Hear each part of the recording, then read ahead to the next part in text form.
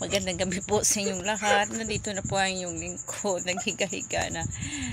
Tapos na kami magsimba. Tapos na kami kumain. Tapos na kami magugas ng pinggan. Napagod na kami. Kaya nandito na kami sa aming tulugan. Dito sa aming tindahan.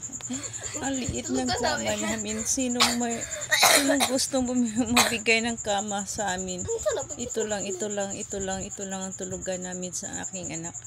Napakamaliit ang aming higaan. Sinong gustong bumigay, bigyan na ninyo kami. Huwag kayong maniwala, chok lang yan. Tapos na kami lahat. Kaya nandito na kami natulog. Hindi na kami nagbukas ng aming munting tindahan kasi matulog na kaming maaga. Napapagod kami sa paggawa ng kanang fried chicken. Ito yung bata na yun, tinutulungan ko yan na maggawa ng project niya kasi nag-search kami sa telepono ko. Dito kami sa telepono kami nag-search kasi yung telepono niya ay nasira. Iwan ko kung bakit nasira.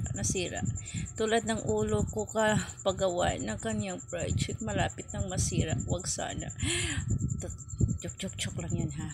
Ito. Kasi dito kami mag-search ng sa telepono ko kapag may iguguhit siya na kaniyang project. Yaman tubig, yaman lupa. Puro yaman. Sana maging mayaman kami. Hindi yun totoo. Ayoko nang mayaman. Hindi yan totoo. Ay, chok lang yun. Okay lang kami sa aming